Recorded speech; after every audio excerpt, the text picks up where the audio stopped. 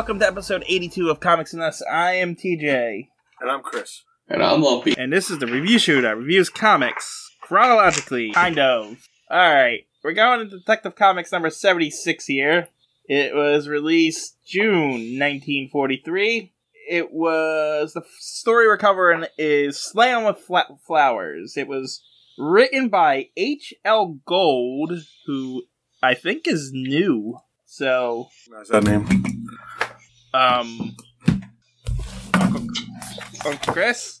You just got super loud. I know. What is going on here? It's I don't know. Your volume is super loud there. We're on 76. I was unprepared, TJ. 91. I'm getting there. You're supposed to be stolen. Okay. So the cover... all this is getting cut out. I'm going to go right back into the writer right soon. So... Are you, you're telling me to do the cover, right? If you want to. It doesn't matter. What did you say my name for? Because you were, like, super loud all the time. We were just talking to you because all of a sudden your microphone, like... Oh, I did? Really loud in our ears. Yeah. Oh, TJ got loud in my ear. That was weird. No, you were, like, exploded in my ear. I was like, what is going on? Really? So loud. Yeah. It's not loud anymore? No, it's normal now. It's fine. I don't know what happened. What the hell happened? It actually sounded like it started to buzz. It was like, ooh, and then you were like, is it? What if I do this? Loud. Is that it? Or you are? I don't know what the hell happened. You're louder, but not that loud. It sounded like your mic exploded.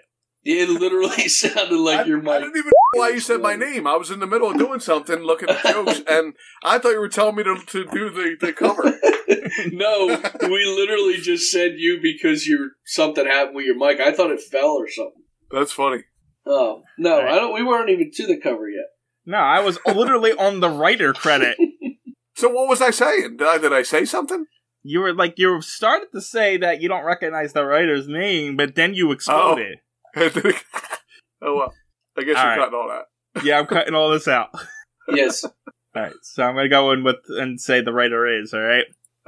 Alright, so the writer is H.L. Gold. I don't know who that is. He must be new or something.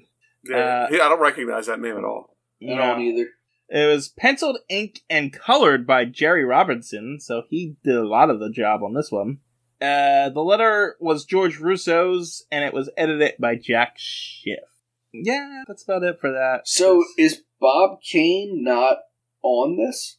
I mean, he's not credited as writing. He hasn't been credited with a lot of stories in the last few issues that we've been doing, so... It's just weird, I don't see him at all. Like, usually at least you catch him on the cover somewheres or something, and he's not at all here. Another one, that Bill Finger is missing a lot too now. Yeah. So, I don't know, maybe it's just Batman's exploded at this point. I mean, he's selling war bonds left and right, so... Yes. It sure is.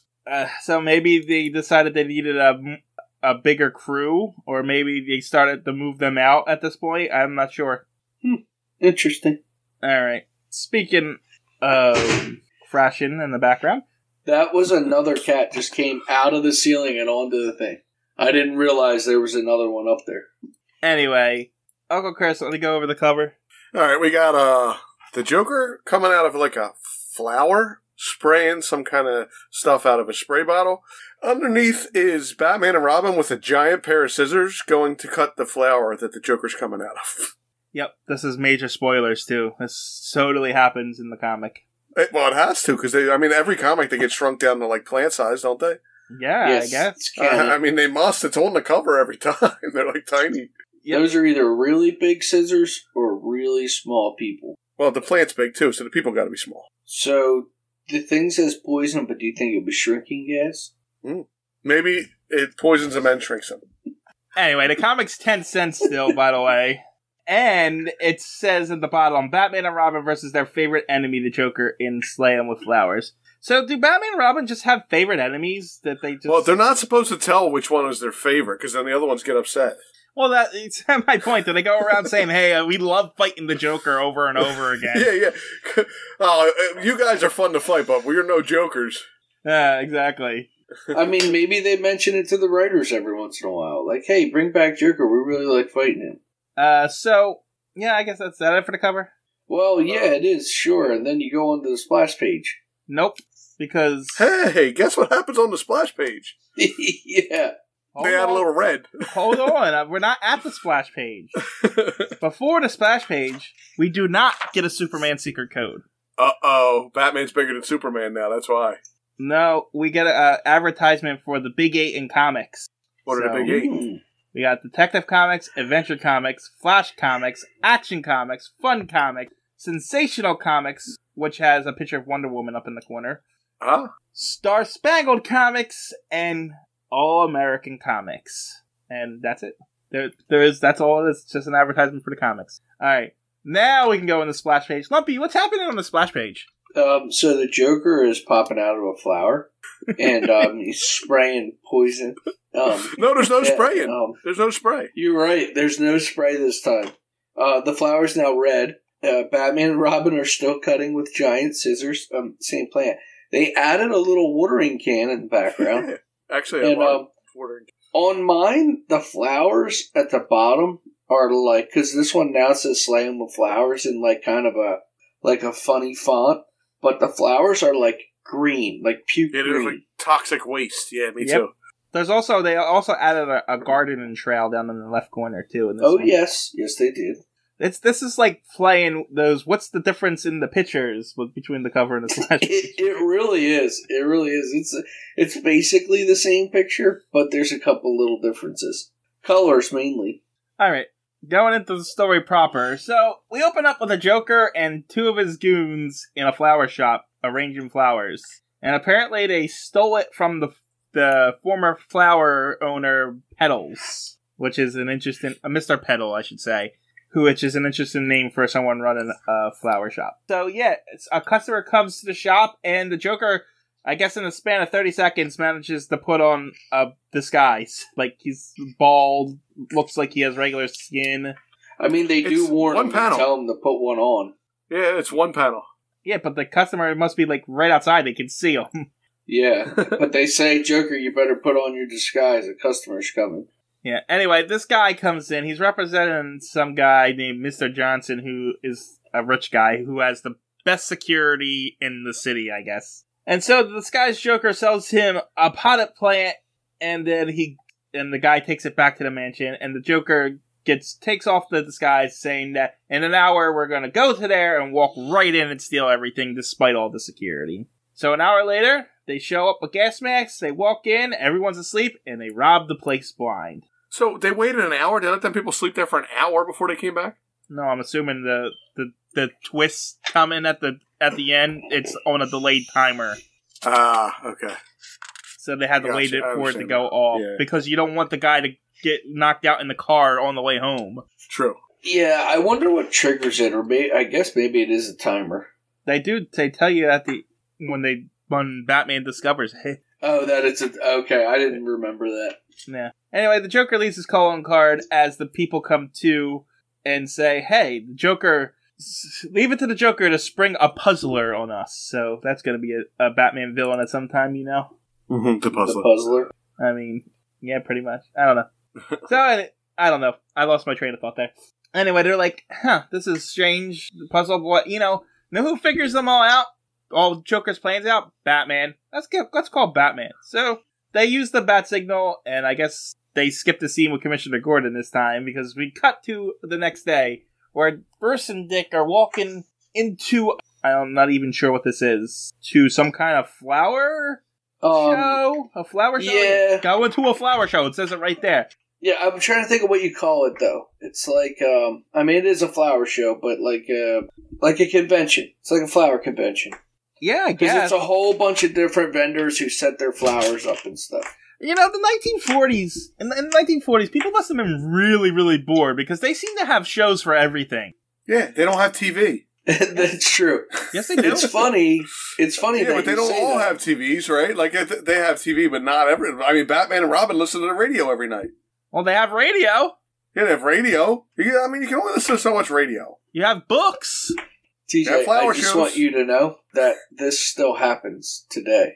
What, flower shows? Yeah, they do. Flower shows. Yeah. Like, it's huge. Convention Center has one every year. At the convention center. But it's just like, they have conventions for basically everything. It's just something, if you're not, like, you ever hear of Comic-Con? No.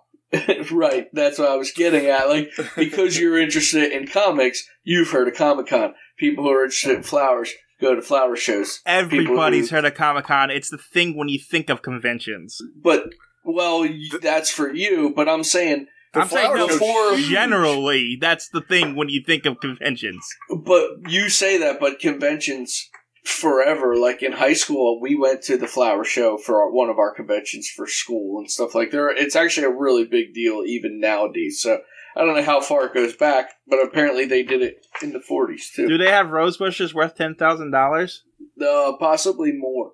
They do like these huge displays and like so Disney, for example, has Flower and Garden, which is that not necessarily a convention. They kind of decorate everything for that, and then they have their festival for That's just a garden. No, but they decorate the whole place with different flowers, and they which make is a garden scenes and. Yeah, but you're not understanding. It's a very big deal. People, it's the entire park stuff. Yeah. I'm just saying, this is not the first arbitrary thing we had a show for. Well, but I think that it happens a lot more than you think. They have shows for... I just went to a SOD convention. You did? You did go to I did. I legitimately went. It was a week-long SOD convention. But nobody ever hears that because you're just not... You wouldn't be interested in it. You're not wrong, but my question is... You're not in the SOD game. My question is these conventions such a big deal that it's worth robbing them? I mean, anything you pay entry to and people show up to, I guess, right? Well, and I guess it depends. Money. They're not stealing the money, they're stealing the flowers. That's true. If you went to rob Comic-Con... I mean, I guess... I'm just saying, you could leave with some serious merchandise if you robbed Comic-Con. I guess you're right. I just don't think it's worth it, I guess. I mean, I would agree with you on that. It's a little far-fetched for them to rob the flower show. I think they used it for this. Do they have, what's it called? Where the in-between guy that sells things. Yeah, like vendors?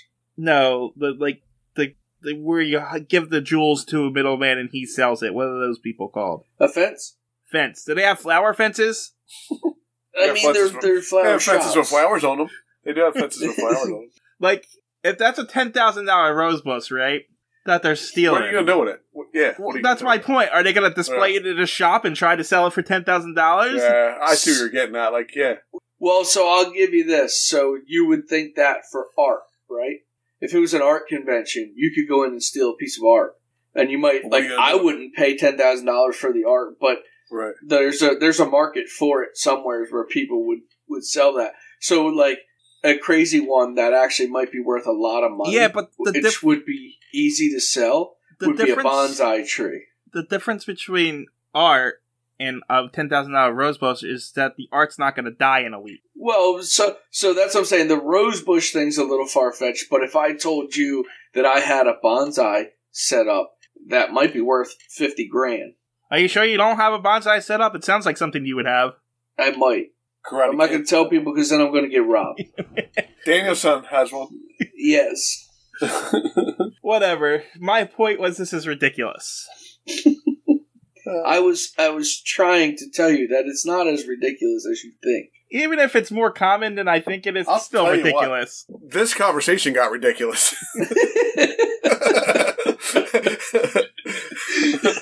It definitely did. It went off the rails. Anyhow, I don't even remember where we are. Flowers. Bruce and Dick are going to the flower show. They show up and they find that that it's being robbed. And then I guess they turn around and walk out and get changed. Who robs a flower show?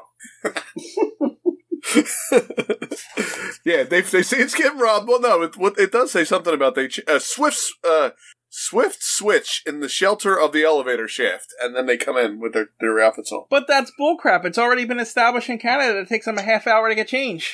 Yeah, but then they can slide down a pole and do it eventually. So no, that's a TV show. That's not comic. Different lures. I think that half hour thing though has gone away. Yeah, they over the last because that half hour was big back when we first started this. Now, they literally just change in a flash. Yeah, but that's because they don't need to get changed. They wear their outfits underneath. They do, you're right. But they say they switch in this one. That's different. They do say it. They do state that they switch. Anyway, I just also want to say about this comic, the Joker remembers the flowers. That's a deep cut for that. Yep, that's a deep cut for anyone who's actually listened from the beginning. Yes, we don't talk about that. We don't talk about the flowers. Anyway, so Batman and Robin rush in. They get in a fight. They start beating up Joker and his goons, throwing flower pants at them. But then they start to feel dizzy all of a sudden, and then they pass out. So is that a knockout? Do we count that as a knockout? I mean, Joker did knock him out. Yeah, it's knockout gas. So it is Bat knockout number 51, Robin knockout number 35. Robin's not catching up at all. He needs to catch up. Usually they both get knocked out at the same time, though. That's a problem. Yeah, it tends to be an issue. So Batman was just there by himself for a while before Robin showed up, that's all. The only other thing is also that a lot of times Batman gets knocked out and then Robin has to save him, too. Yeah. That's true, too. So, that's why Batman still continues to climb a lot. Well, and this is the problem here. So he gets knocked out. Let's put him somewhere where we know he's going to die, but we're not going to watch it again. You know, you say that because they do put them in the elevator, and then they cut the elevator things and to drop the elevator down. And I'm not sure how elevator safety protocols work in the 40s, so maybe they could just do that. It's not the worst.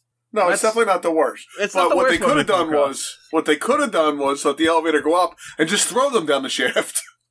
That's true. There's no getting out of that one. No, you're right just about that. Throw them down the elevator shaft. Yeah, you don't need to do all this work. You can just chuck them down the elevator shaft and be done with it. And even I also notice because of this whole instance, it's been like a theme for a while that when these crooks go into like a place, they never have a gun anymore. Oh, I never noticed. No, I like this one though. In this comic, they actually bring to their attention that these guys always get out of this stuff. Yeah. But like they only bring guns anymore when Batman and Robin starts interfering. That's true. Yeah, when they first get there to do it, they don't need the guns. So it's like everyone knows Gotham's an easy place to rob. You just gotta make sure you carry a gun when Batman and Robin decide to interfere. Well, they're like, should I grab this gun? And they're like, why? Batman and Robin are the only ones going to come. They don't have guns. What's the difference? Yeah, and it's going to be 5 days before they decide to get involved in this one anyway. Right. We get to do 10 crimes before they even notice us, so what the hell? Anyway, apparently there's, a lever for the automatic brakes in the elevators that Batman hits. I mean, I could understand that, but you're hurtling through the air. Like, it would probably be hard to pull that lever, wouldn't it? I still don't understand. The automatic brakes you would assume they hold on to the cable is what stops it. So if the cable is cut, no, that's not how the brakes work at all. Well, at least not in today's standards. Well, because if it's connected to the cable and the cable breaks, there's no stopping it. Yeah, so they have brakes along the sides of the walls that usually halt the thing there. I think it's a side of the wall, but there's a whole mechanism that the brakes stop if the cable breaks and stuff. At least in today's. I don't know how it worked in 1940. I didn't even know they still used cables. They might not, actually, but I know, when they did, there was the automatic brakes that did that. It was something that actually grabbed the wall and not the... Yeah. So, why didn't they just wait until right before they hit the ground and jump? Yes. I'm pretty sure Mythbusters did that, and it didn't work. It doesn't work. Yeah. Anyway, they stop the elevator with the automatic brakes, and they climb out of the elevator, and they go outside, and I guess they lose them, right? Is this where they lose them? Yeah, they lose them here, because they find them later. Yeah. Too late, Joker's gone. So, they decide to go back to the Johnson mansion, where it was eventually, it were first robbed, and they learn where they bought the flag. There was actually a bit of detective work in it that actually made sense in this. They actually go back to places that was robbed and find out where it was stolen from. He didn't just happen upon the flower store like he normally does. Yeah. He didn't just show up and see the Joker at the flower shop one day. They actually gave us a little detective work for being the greatest detective in the world, or whatever they say. Right, so he gets the flowers, and they examine the flowers, but they can't figure out how the Joker's doing it, because there's nothing wrong with these flowers, they're just flowers. So later, they are scouting out the Petals flower shop, and they follow. They follow him, right? Yeah, they follow him. I don't still know where they're going. I'm not sure either. It's what I'm trying to see. They're stopping at the Venus Arms where Fillmore lives, but I'm not sure who Fillmore is. Yeah, I don't know. They went to see Fillmore. Yeah, I'm not sure who Fillmore is. Is he another guy like Robin, maybe?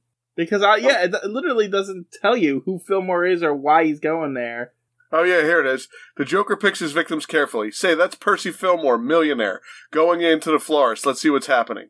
So then they follow Fillmore back home, and the guys are coming to rob Fillmore. He's a millionaire. Oh, he got flowers from the flower shop. Wow. Okay. Wow, that was tough to figure out. I had to go back and reread. Anyway, so Batman's following him, but Batman's not very inconspicuous because the kid sees the Batmobile and points it out to his dad.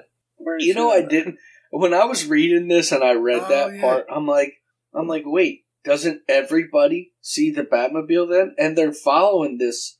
How come Joker and his guys didn't notice that's my point. The Batmobile was like, when I read this comic, I was like, wait, that doesn't make any sense.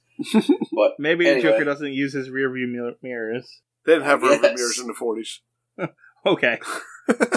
They didn't have mirrors in the 40s either. No, they weren't invented. They weren't invented until the 50s. Yeah. Okay. So, they follow him, they go to the place, and just Batman and Robin starts beating the thugs again.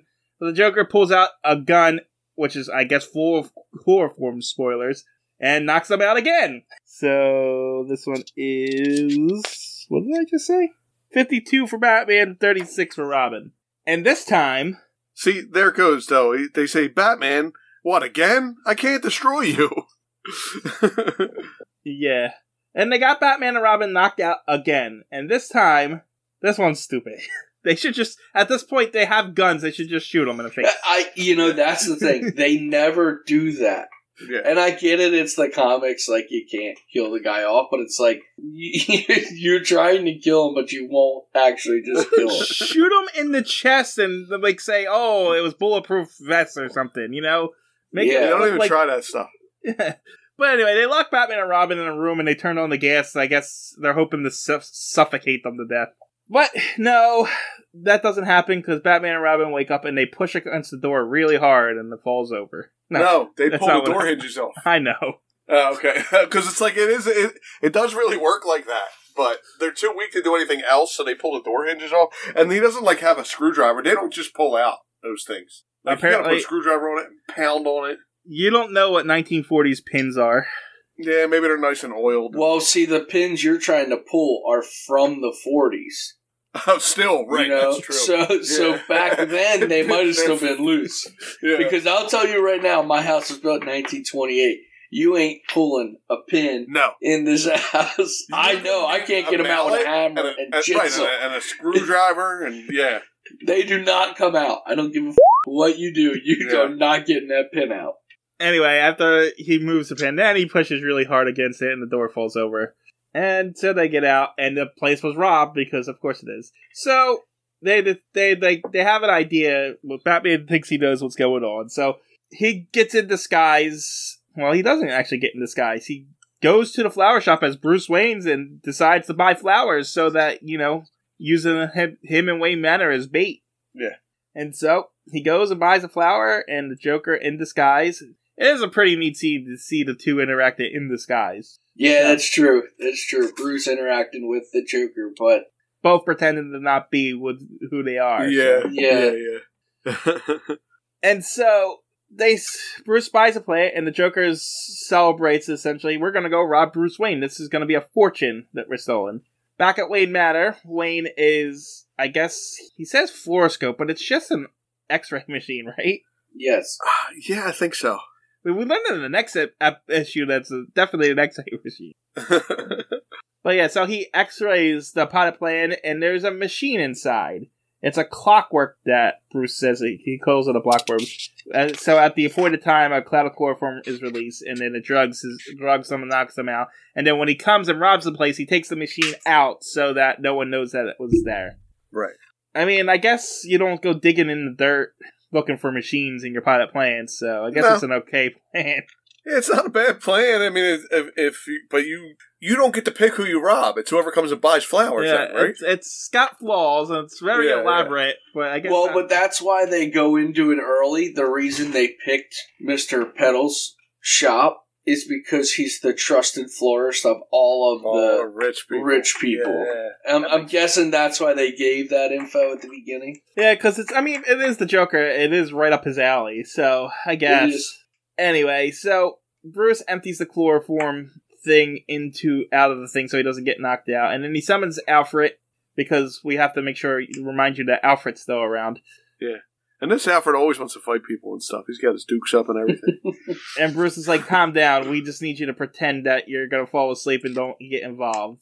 Yeah, settle down, Alfred. You and your dukes. Big fat dukes. And so Joker comes in with his goons, and they're starting to rob Wayne Manor as they all pretend to sleep. And Bruce, in his fake sleep, says Nazi war bonds. And I didn't get this one. And Alfred says, I can't understand the policy of non-resistance. I guess. Yeah, why you didn't fight back? Why didn't you fight back right now? Back? Well, based on the war bond thing, is that something to do with the war? Oh, yeah, like a play on words? I don't know. I don't know what was going on at the time. There must have been some kind of anti-war thing going on or something. I don't know. Anyway, so Joker robs them, and they leave. And so they get dressed really quickly. Batman and Robin do. It's so fast that even Robin's like, I can't go any faster. I'll rip my cape if I do, because that's important. And so they get out there and they find the Joker's car and they follow him to their hideout because they have to go through this whole plan because the Joker didn't hide the loot in the flower shop in the first place. He hid it in a different place. So they had to follow him there. And so they follow him there and Batman shows up and Joker yet again says, how are you still alive? Yeah, nothing kills these guys.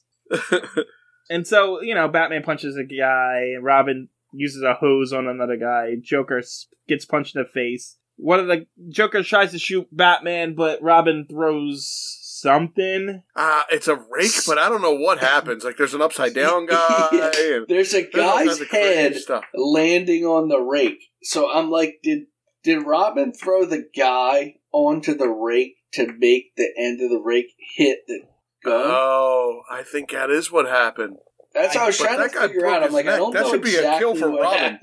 It might be. Either that guy's got a rake in his head, or he landed on his face upside down and broke his neck. I mean, he is laying there, almost looks decapitated in the bottom panel. He does. I don't know, the way it's drawn doesn't make it look possible that it happened, but it did. Right. I don't know. Yeah, I have no idea how it happened, but apparently it worked. Anyway, whatever happened, that gun that they said they didn't have, he had that time, and they got rid of it. So, the Joker and the remaining group run into a bulletproof glass house, or hothouse for plants and stuff. And they say they got the flower owners in here, and that they can't come any closer or call the cops or they're going to kill the guard. So Batman and Robin are like, okay. So they go inside, they get one of Joker's barrels of chloroform, put it into the heating system so that it fills the hothouse and puts them to sleep. Okay, so what was Joker's plan? They were going to stay in there forever? I guess. I mean, right? Because he's like, you can't come in here or I'll kill him. Okay, so what do you want us to do? He didn't ask for nothing? He was just like hoping they would go away, I guess. I guess. Yeah, we're inside this bulletproof house now, so you guys can just leave or else we're going to kill this guy. Yeah. Anyway, so Batman and Robin call the cops. They come, they arrest the Joker and his goons, and then Batman leaves a poem with a bunch of flowers that he left for Joker and the goons. I'm not reading that. You can read it. Roses are red. Violets are blue. Your friends are going to jail, and so are you. Batman and Robin. The end. He didn't even put his little bat stamp on that one either. No ink blot. No, they didn't he didn't have enough time to just smear some ink on it. Apparently, the website didn't like this one too much because all it says is appearances: Slay 'em with Flowers, individuals, Batman, Robin, Alfred Pennyworth, Joker, Jason Johnson's only appearance, and Percy Fillmore only appearance. That is all it says. There's no locations. There's no, he usually have items that he used. None of that stuff. Well, I don't know. Maybe I have locations and stuff. Do you? Yeah, I have Gotham City, Wayne Manor, Bat Signal, and Batmobile. Bat Signal. They did use the bat signal. Remember, and they didn't show I do say Commissioner that, yeah. Gordon. They just showed the bat signal. Right. Yeah, I mean, the Joker's gotten really goofy over the last few things. I didn't think this one was so goofy, though. Did you? Yeah, no, that's my point. This is the least ridiculous of his plans in a while. Yeah, in a while, I'll agree. And it's still ridiculous, though. Yeah, well, they have to be a little bit ridiculous, but I didn't think this one was as bad as some of them were pretty bad. Right.